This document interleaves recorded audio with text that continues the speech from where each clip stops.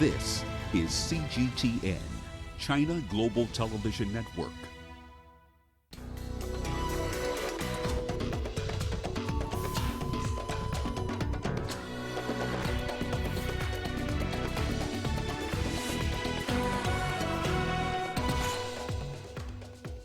Nigeria becomes the latest African country to impose a lockdown as the number of confirmed cases continue to rise.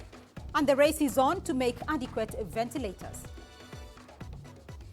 Fighting the coronavirus, Ugandan parents take to homeschooling following the closure of learning institutions. Hello everyone, welcome to Africa Live on CGTN with me, Beatrice Marshall, in Nairobi. Also ahead on the program, Somalia bans local and international flights to curb the spread of the virus. And Uganda risks expulsion from the Under-17 FIFA Women's World Cup qualifiers for allegedly fielding overage players.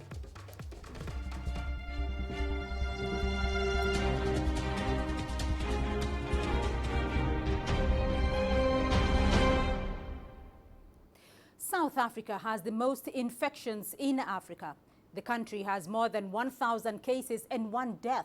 Since the first case was reported on the 5th of March, the rate of infections has been exponential.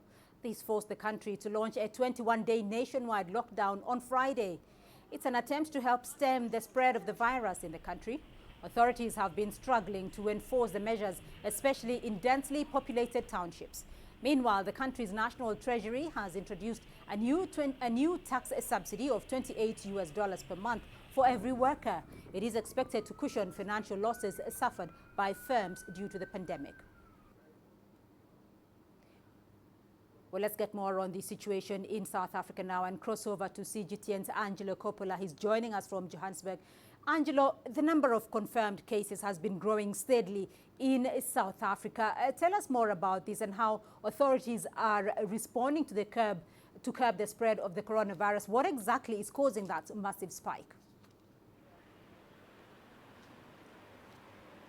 Okay, we're not too sure about the spike, but some of the statisticians and experts are saying to us that it probably has a lot to do with the amount of testing that's being done, because the authorities have increased the number of tests that are conducted both within the public sector and also in the private labs. So those numbers, because of the increased number of tests, we're seeing an increased number of positive and negative cases. I think we're talking around 35,000 tests already overnight. That's from Sunday into Monday. We did have a second confirmed death overnight, a 74-year-old KwaZulu man who'd been traveling. The problem there is, well, we'll get back to that a bit. In fact, it's just a bit later. The authorities are trying to enforce social distancing. As you'll see behind me in the shot, people are queuing to buy food. They're trying to get into the supermarket because that's one of the essential services that's kept open. And authorities are now monitoring the gaps between people, and they've taken to actually painting lines on the pavements so that people can understand that 1.5 to 2 meter gap that they need to put in place there. So that's one of the impacts that's affected many people. Of course, nobody can go to work, and there is an issue there because if they're not working, they're not generating any income.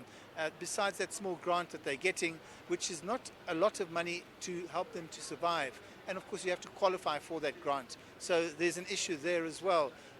In terms of what else the authorities are doing, they've changed some of the regulations, modified them in fact for today until Friday, where taxis are allowed to take people to go and collect their social grants if they're not near an ATM or near a collection point. So that's been a modification in the rules and regulations.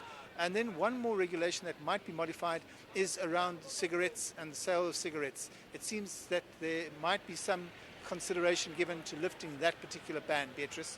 Right, so it is now the 4th day since the government imposed a lockdown. Are people staying at home, adhering to measures, and how is that lockdown being enforced? Well, that is the big challenge at the moment, especially in high-density environments like the one we're in now, which is Hillbrow and CBD. It's got thousands, in fact, some people estimate between 1 and 1.5 million residents in a square kilometre radius. Lots of high-rises, lots of people living together, and people coming down to the streets to come and do their purchases. The first couple of days, the police services and security have been really heavy-handed here. We've witnessed several beatings, we've witnessed several arrests, pepper spray being used, for example, to get people to adhere to that social distancing and also to try and get them off the streets. People are back on the streets today. It's day 4 of the lockdown, and they are going to continue staying on the streets because they need to come and buy food. They need to move between where they live and to the shop that is open here, or there are 4 or 5 shops that are in fact open here in Hillbrow. In Yeovil, the other high-density area, also has a lot of migrants. In fact, 80% of the people in Yeovil, for example, are actually unemployed, and so they have no money. And we've been warned that there could be an issue developing there in the next day or two as people take to the streets to vent their anxiety and the fact that they're being hungry. So lots of tension at the moment. The police have scaled back their presence, have scaled back on their heavy-handedness, and hopefully the army will follow suit soon. Beatrice. All right, Angelo Coppola joining us there from Johannesburg with that update. Meanwhile, in West Africa, Nigeria is restricting movement in 2 of its largest cities of Lagos and Abuja in efforts to curb the spread of the coronavirus. A third area of Ogun State is also included. The lockdown will last for a period of 2 weeks. The order was issued by President Muhammadu Buhari during a national broadcast on Sunday night. Travel to and from these cities has been restricted from other states, and all businesses and offices will remain fully closed during this period. Critical services such as hospitals, food shops and petrol stations will remain open. Access will, however, be limited and closely monitored. The lockdown begins on Monday at 11 p.m. local time in the nation's industrial hub, Lagos, the southwestern state of Ogun, and the Federal Capital Territory, Abuja. The cities are hardest hit by the coronavirus.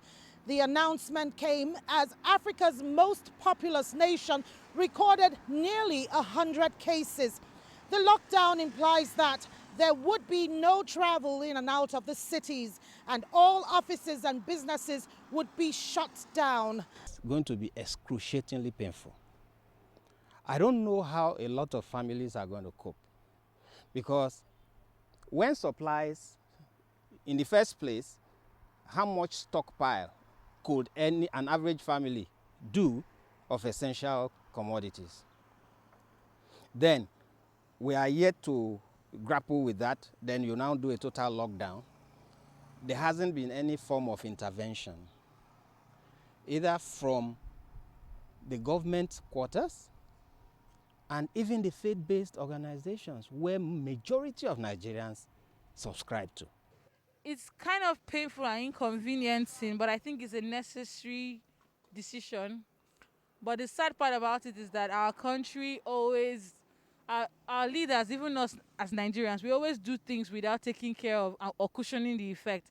When you give a lockdown, you should have something to give the masses, because a lot of people do daily feeding, conductors, market women that sell vegetables every day to feed their families.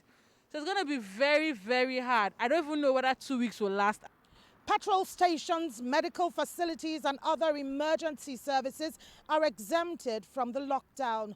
Also excluded are food manufacturers and retailers, although they would be subject to strict monitoring.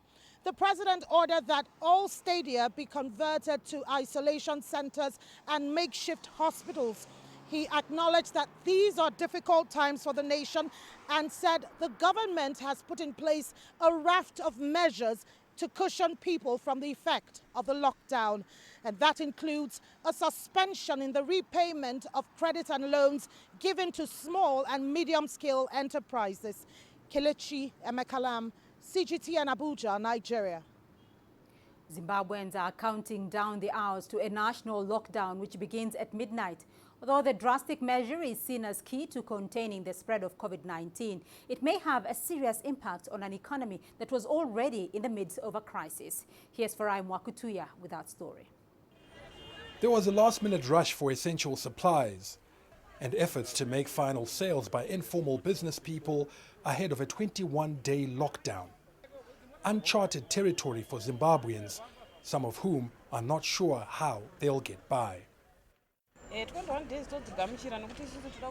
I have no choice but to obey the directive because we don't want the disease to spread, but I don't know if we will have enough to feed my family because I survive on what I make each day. It's not just vendors who are affected.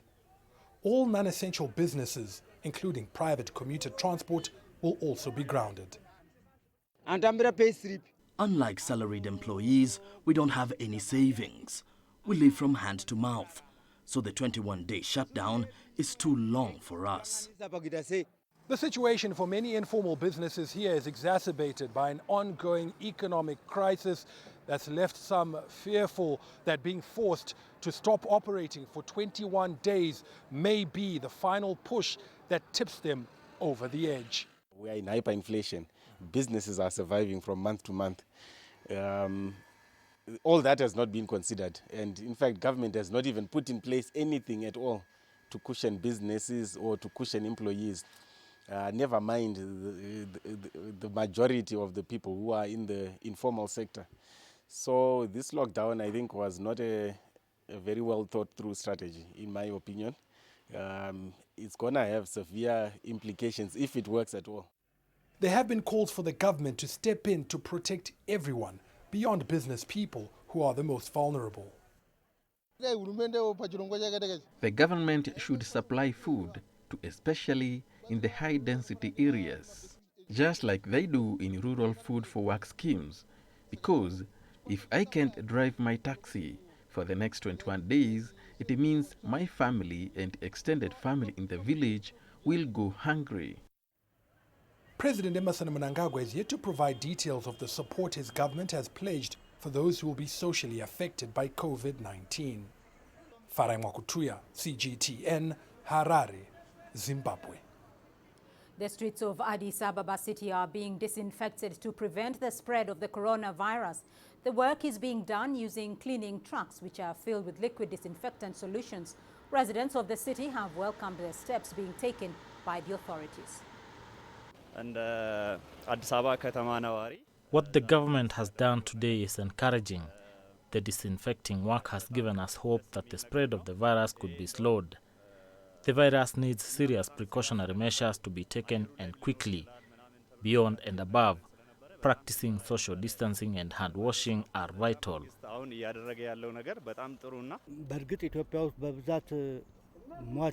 We know there is no death recorded at the moment, but people must still continue preaching social distancing and hand washing. And this chemical-based disinfecting work here in Addis Ababa, I believe, is part of the bigger solution.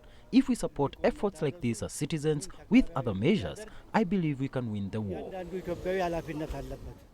Well, let's go to Senegal now, where the Chinese embassy and Chinese companies operating in the West African nation have donated essential medical supplies. These are aimed at strengthening healthcare in Senegal and aid the fight against the coronavirus pandemic. The donations include 20,000 screening kits, over 100,000 masks, 13,000 protective suits, glasses and thermoflashes. Zhang Xun, the Chinese ambassador to Senegal, and several managers from Chinese companies presented the supplies to Senegalese authorities. Even in China, we are not yet definitely finished with this epidemic, and we are facing more imported cases now. Despite this, China, through the central government and provincial leaders, is making efforts to the best of our ability to help our brothers and friendly countries in Africa. We are now facing a pandemic, and a synergy of action is needed on a global level to overcome this crisis. We express a thank you message and express our deep gratitude to China. The Minister of Health and Social Action salutes this dynamic and this surge of solidarity shown by the Chinese people and also by the Chinese based here in Senegal. These donations, we greatly appreciate them, and this shows once again the closeness between our two peoples as well as the Chinese and Senegalese authorities. South African economist Martin Ackerman has praised China and President Xi Jinping after his speech at the G20 virtual summit. Ackerman says the country acted responsibly and shared news on COVID-19 that has helped save countless lives. I think, China's got a very good relationship not only with South Africa, but with Africa as a continent. They're very much involved here from an economic point of view. And I think the lessons that they've learned, they greatly shared with us. And that's partly why we're probably now in lockdown much earlier than other parts of the world, in terms of what we learned from the Chinese model.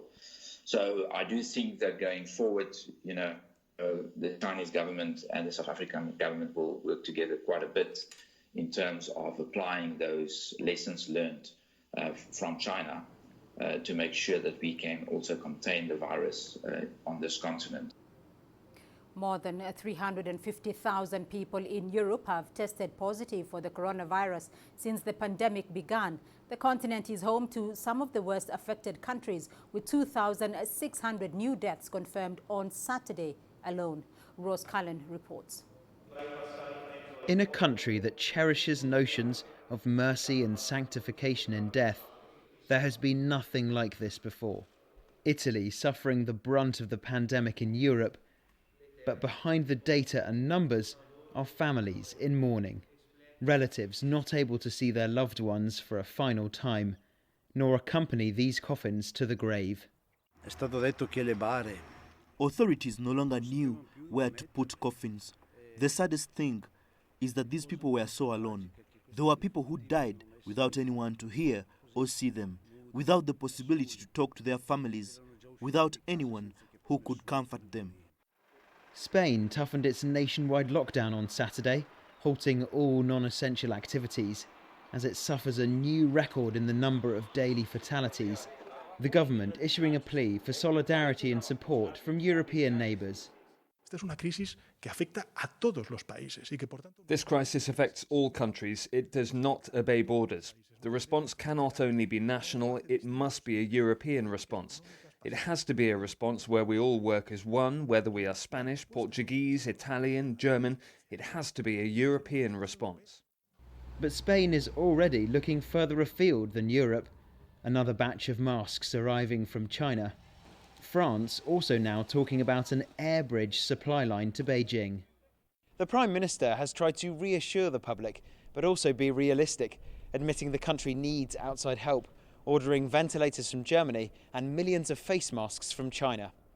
Doctors from other parts of the country heading to the east, people suffering from COVID-19 heading the other way, moved by army helicopter and specially adapted high-speed trains to areas with more capacity to deal with the sick.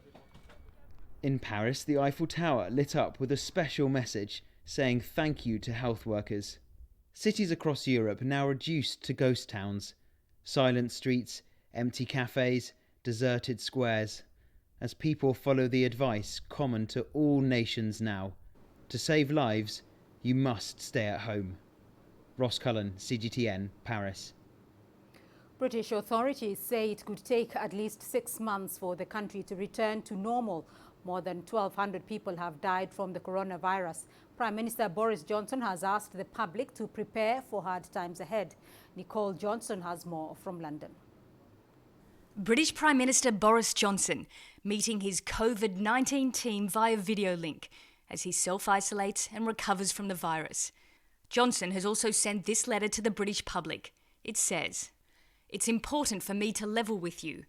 We know things will get worse before they get better, but we are making the right preparations, and the more we all follow the rules, the fewer lives will be lost and the sooner life can return to normal." Meanwhile, people are being prepared for social distancing and a full or partial lockdown of the country that could last until June.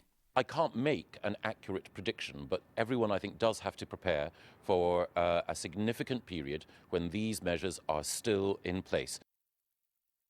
If the UK had continued with its initial herd immunity strategy, Imperial College in London modelling predicted 260,000 people could die. But the latest models show that under lockdown, that number may now be around 5,700 deaths. I've put in place, in all parts of the country, procedures to ensure that everywhere can be ready to move forward together. All parts of the country are now on an emergency footing. This is an unprecedented step in peacetime. We haven't done anything like this since the Second World War. This means that we're establishing strategic coordination centres across the whole country. Meanwhile, the government has started testing frontline medical staff for coronavirus at drive-through centres. It's also building a field hospital in a London convention centre with beds for 4,000 people.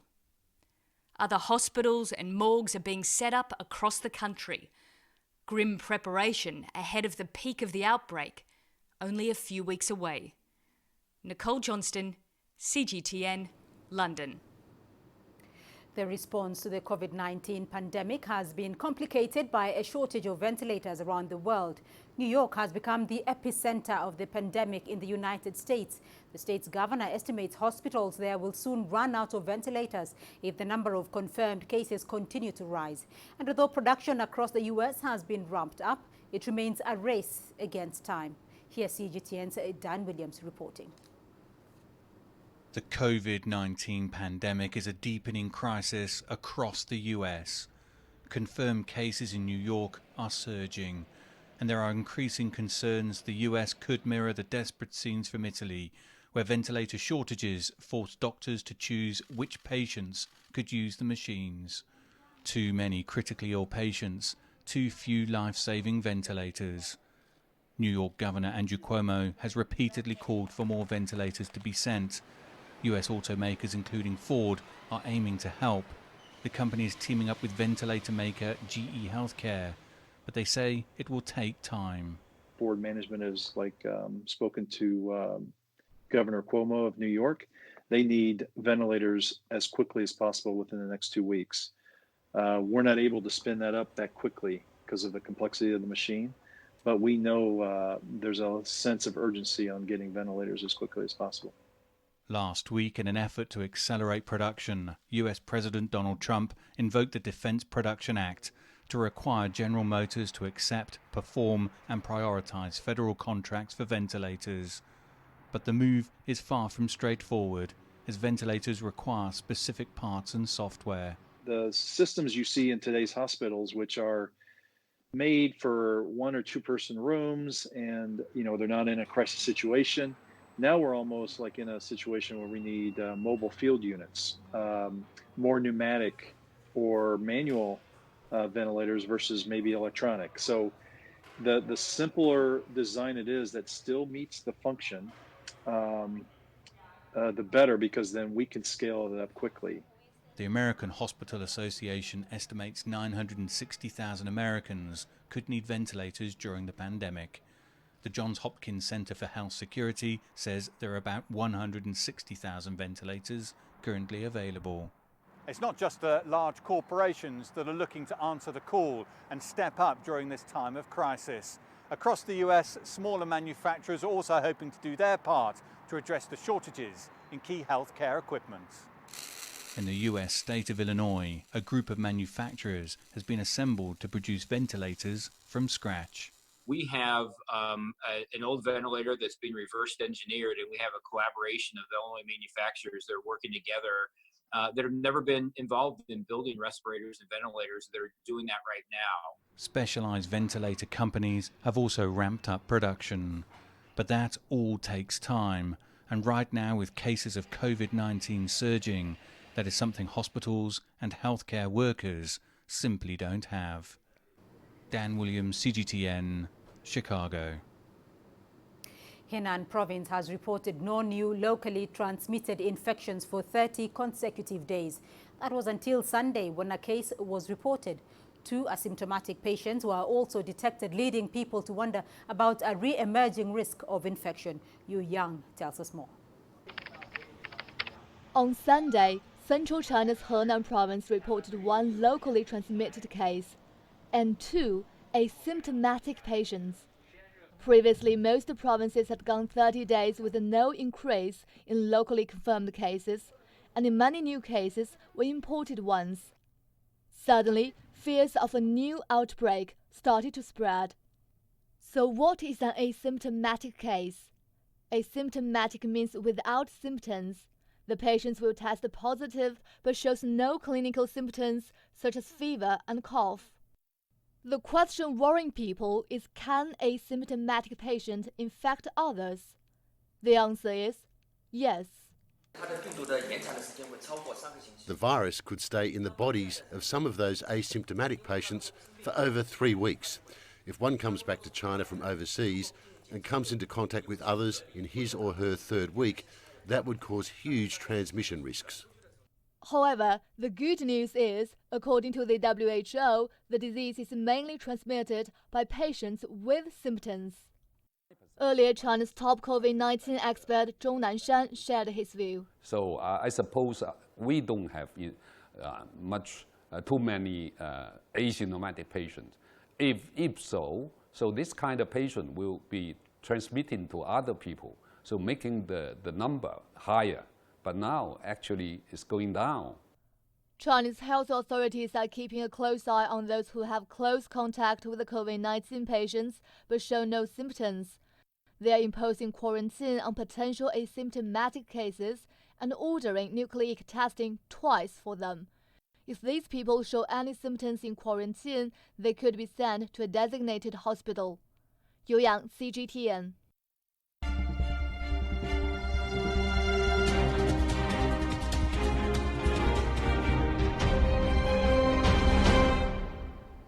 You're watching Africa Live. Still ahead on the program. Fighting the coronavirus. Ugandan parents take to homeschooling following the closure of schools. And Senegal's graffiti artists join efforts to combat the virus. Nigeria is my home. 160 million vibrant, ambitious individuals constantly seeking the perfect self-expression. It is these people who inspired me to be that person that is seen, to be a voice that is heard, and ultimately to be the anchor that I am. I have to tap in, tune in, and turn on the very best qualities within me to deliver the news. I'm Richard Nta, an anchor for CGTN.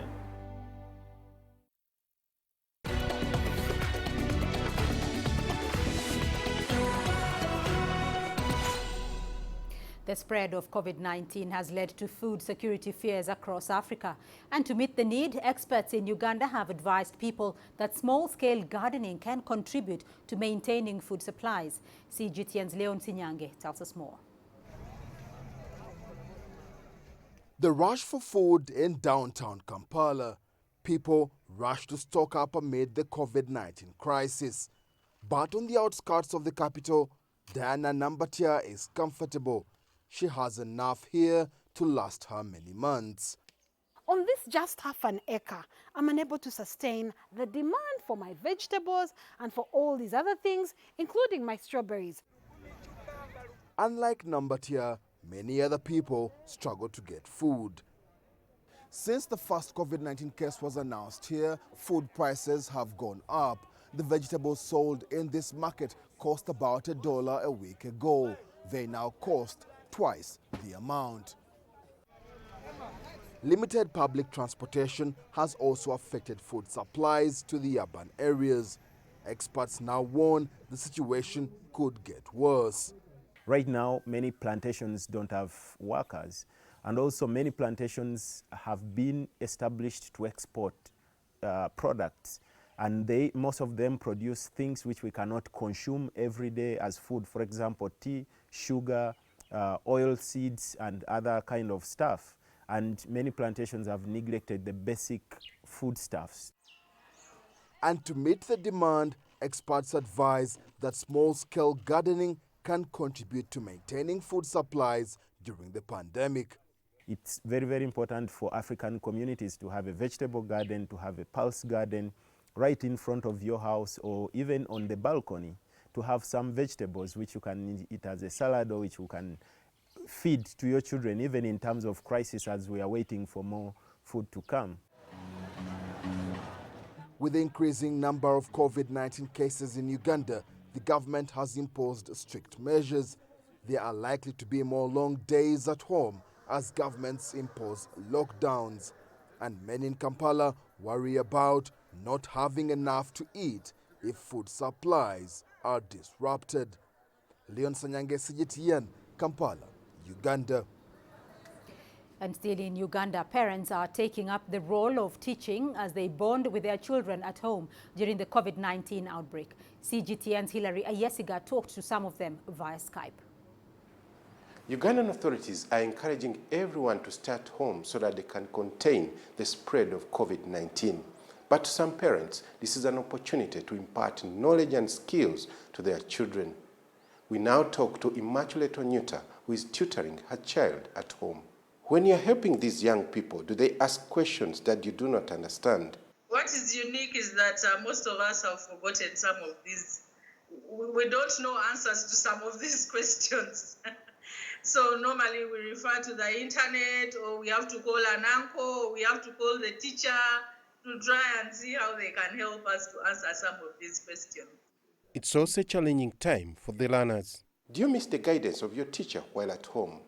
At home, I can get some questions that are hard and the teacher hasn't explained them. At school, I can get some questions with the answers. And it's not only this family, but several other families are facing similar challenges. What do you think these young people are missing if they are not at school? They are missing that seriousness, school seriousness, because at home they do homework and then they feel like watching TV, they feel like playing. Sometimes we cannot be as strict as teachers. But besides schoolwork, they are also getting other skills.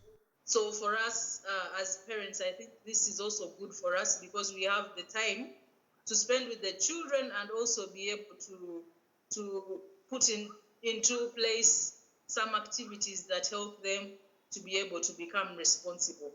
Hopefully, by the end of the crisis, learners will have acquired knowledge and skills that will help them become responsible citizens. Hilary Isga, CGTN, Kampala, Uganda. And in the Senegalese capital, Dakar, leading graffiti artists are helping raise awareness about the coronavirus. A new set of murals have been appearing everywhere in the city. This is the work of a group of artists called RBS Crew. The group believes that graffiti can help reach a large part of the population that is illiterate. Senegal has one of the highest levels of coronavirus infections in West Africa. Experts say a larger outbreak could strain already scarce health resources. You're watching Africa Live. Still ahead on the program. Somalia bans local and international flights to curb the spread of coronavirus. And Kenya's transport and hospitality industries hit hard by coronavirus restrictions.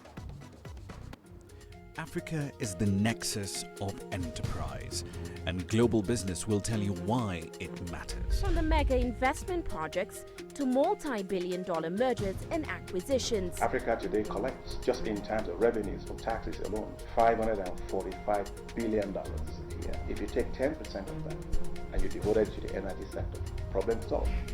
All this on Global Business, weekdays at this time on CGTN.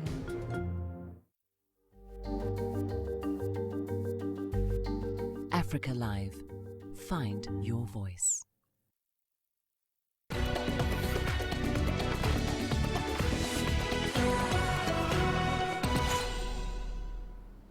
On to Somalia now, and authorities there have announced a ban on local and international flights to curb the spread of coronavirus. CGTN's Abdulaziz Bilo has more from Mogadishu. A contractor with the United Nations mission in Somalia is the latest person to test positive for coronavirus. The country now has 3 laboratory-confirmed positive cases of COVID-19. Somalia has now suspended all local flights as a health measure to limit the potential spread of the virus. The move is expected to affect hundreds of passengers and create huge losses to both airline and cargo companies. We have had an important discussion with the House Committees on Social Affairs. One of the recommendations we have given is a complete halt to international and local flights to avoid the spread of coronavirus. Securing our border is essential in containing this threat. Insecurity and poor infrastructure in most parts of the country means people rely on air transport as the safest means of movement. All 3 positive cases have been confirmed in Mogadishu. The latest victim, a foreigner, is said to have transited in COVID-19 hotspots. The country's president, Mohamed Abdullahi Farmajo, is now calling on increased awareness to educate the public on dangers of the global pandemic. We have confirmation of 3 cases in Somalia so far. We pray for all the 3 patients to recover from the disease. It's important to note that prevention is better than cure. Hygiene and social distancing is important to ensure the virus doesn't spread. Mogadishu has one functioning quarantine facility but lacks vital equipment. Regional health officials are in the country's capital to strategize on ways to boost preparedness. A recent aid shipment from China is also expected to go a long way in boosting the safety of medical personnel who previously lacked vital safety equipment to handle suspected cases. Somalia is one of the least affected countries compared to its neighbors that have a higher number, including one death recorded so far in Kenya. And with a weak health system, experts call for increased awareness in the country to ensure that the virus doesn't spread. Abdul Aziz Bilon, CGTN, Mogadishu, Somalia. The coronavirus pandemic has disrupted many businesses across the Democratic Republic of Congo, especially those that involve people coming into close contact with each other, like barber shops and salons. Many of them in the DRC capital, Kinshasa, have been hit hard by the outbreak. CGTN's Chris Ochamringa tells us more in the following report. An unusually deserted street in Kinshasa. The Magasin neighborhood always bustles with activity, but the fear of catching COVID-19 has kept people away. The area has a multitude of barbershops and hair salons. Many of them didn't open. The few that did say business has been very slow. The outbreak of the coronavirus has really affected our revenue. Our job requires us to get close to people to cut their hair, but many of them fear to approach us because of the advice about social distancing. Some of the customers who chose to get a haircut were very cautious about where they got it done. The managers of this place have a good sense of hygiene. The barbers use disinfectants and now wear masks to prevent the spread of the coronavirus. I had an haircut, but I need to keep my mask on because of, some people respect the 1 meter distance between people, but there is some situation you have to see the reality when you get in the bus or on the public transportation. It's really hard to keep this, 1 meter distance. Many young people in Kinshasa earn a living as barbers and hairdressers. The fight against COVID-19 has had a negative impact on their livelihood. Many Congolese do not only visit barbershops for grooming, but also to get information about things happening in their country. But that no longer happens with the outbreak of the coronavirus. The government postponed a 3-week lockdown aimed at limiting the spread of COVID-19 in Kinshasa, which had been due to start on Saturday. Some people have chosen to stay home voluntarily, following a rise in confirmed cases. Barbers at this salon only hope the coronavirus outbreak will be contained sooner rather than later. Chris Ochamringa, CGTN, Kinshasa, Democratic Republic of Congo. Now, facing a spike in COVID-19 cases, Africa is now struggling to halt the spread of the virus. Kenya is one of the countries which has taken measures such as banning international flights, restricting public transport and banning large gatherings. These measures have had a great impact, especially on the hospitality sector. On Wednesday, 25th of March, 2 weeks after it registered its first case of COVID-19, Kenya closed its airspace to all international flights except cargo flights and ghost flights. The empty, deserted international airport in Nairobi was an unfamiliar sight, a far cry from its usual bustle. But this is only one in a raft of measures the government has taken to safeguard its population from the pandemic. Kenya has instituted a dusk to dawn curfew, restricted mass transport and banned large gatherings. The impact of these measures has been immediate, especially to those in the transport sector. Peter Muidhania has worked in the tours and travel industry for years, receiving foreign and domestic tourists and taking them around the country. But all of his foreign guests have now cancelled their trips to the country. Unfortunately, because of the closure of the airport, it's not even something to think about that I'm going to receive any foreigner. So it's a serious impact because even the kind of bookings that were done long before the corona came in, they have now been cancelled. With a curfew in place and orders to keep their distance from others, domestic tourists are also shying away from travel. Belsheba Mwanza's trip to the coast with her family was cancelled just 1 week before she was due to travel. I had hoped that things would settle in. When we started getting this information, I held on to my hope. So there's no cancellation are done until yesterday when the hotel called me and told me that they're not taking in any more people coming into into their hotel. I also got a call from the flight telling me that I could leave my ticket open for the next 6 months, but that basically means that my trip is cancelled. Across the country, major hotel chains and smaller establishments have issued notices announcing their closure indefinitely. The uncertainty is real. It's not like the way we started thinking about it when we were starting, but now it's real. The impact is real, that then tomorrow is completely uncertain about us. But in the midst of all these changes, entrepreneurs in the transport and travel sector remain hopeful. They have joined the government, amplifying its message urging members of the public to stay home and help curb the spread of COVID-19 so that things return to normal faster. I am still willing to travel, and I think within the 6 months, I tell myself that things will get better, and yes, I'll still be willing to go to the particular place that I'd booked. To this end, Kenya's Ministry of Tourism has set aside $5 million for its post-coronavirus recovery plan, holding on to the belief that when the crisis ends, the scenic sites will bustle with life again. Bulkiza Nyabwa, CGTN. As the coronavirus spreads globally, many countries are taking different measures to contain it. Cote d'Ivoire is one of the African countries which have declared a state of emergency to stop the spread of COVID-19. Among the measures introduced is a curfew from 9 p.m. to 5 a.m. local time. In the capital, Abidjan, businesses have adjusted to the measures. More businesses are having employees work from home. Usually, I meet and interact with clients a lot, but this is practically no longer possible now because I work at home with my phone and computer via the internet. It is not easy. Some customers place orders and cancel them afterwards because they are afraid of being contaminated during delivery. We decided at MediaFrex Logistics to release all our employees because of the COVID-19 pandemic. Here in the Abidjan office, we have 10 employees who for the past few days have each worked at his home. We have offices in other West African countries such as Mali, Niger, Burkina Faso, Togo and Guinea-Conakry.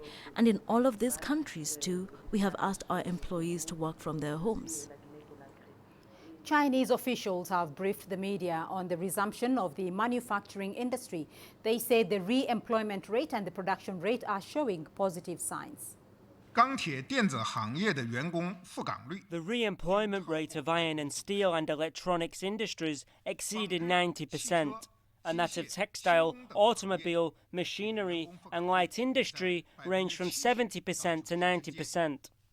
Some vitamins, antibiotics, antipyretic, analgesics, amino acids and sebum, hormones and other bulk drug production and operations have returned to normal. The rate of major production has reached more than 80%.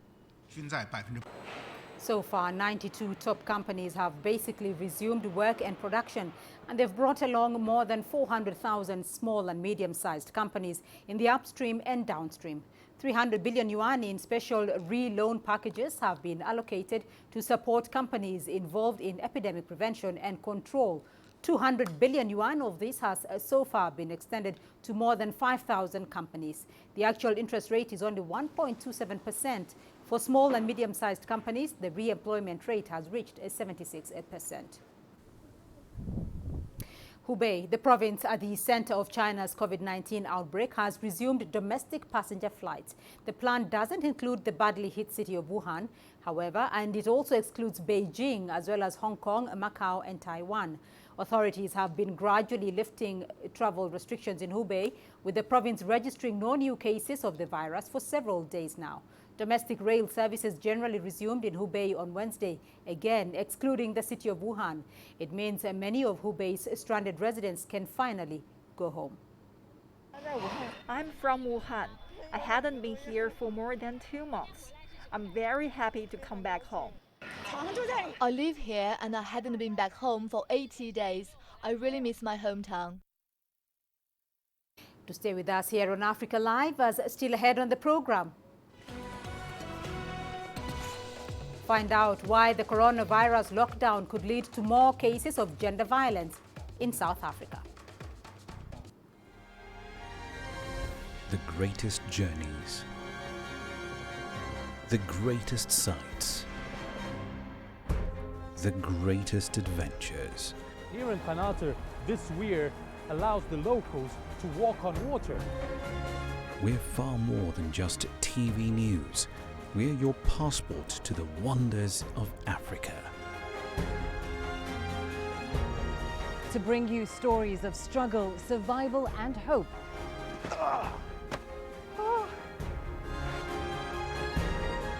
So let's explore.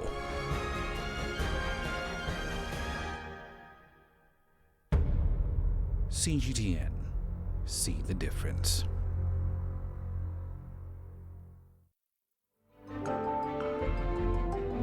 Africa Live. Find your voice.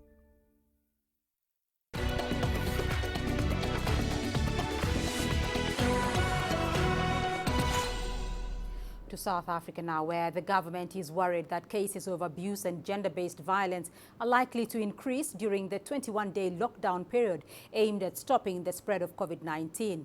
The South African government also says many victims may fear venturing out to report such cases during this period. And as CGTN's Elisa Njamela reports, the government has implemented new measures to ensure victims can get assistance at this critical time.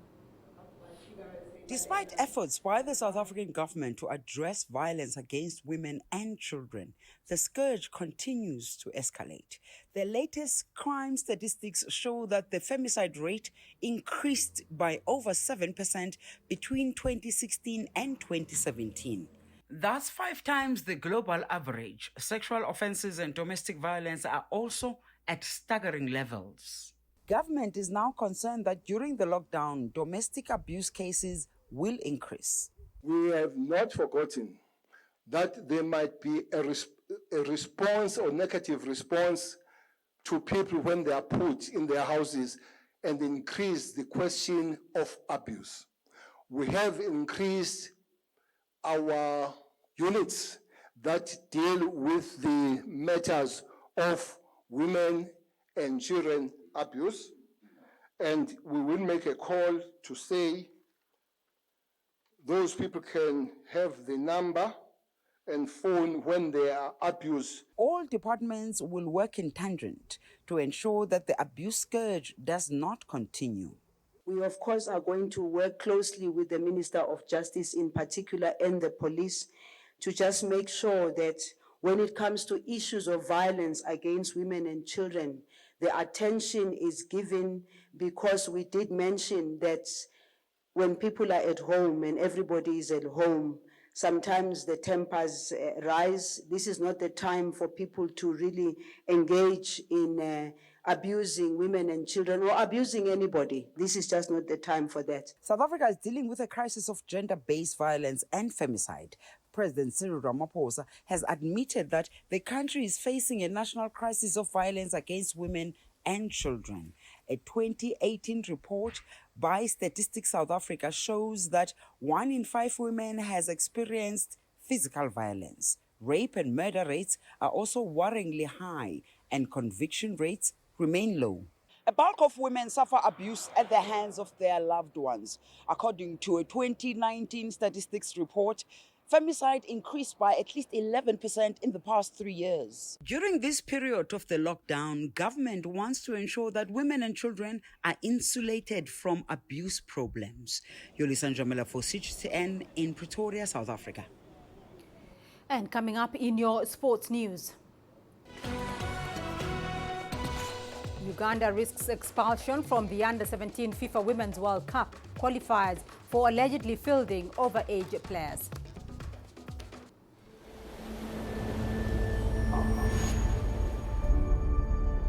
How would you create your legend? On the fields,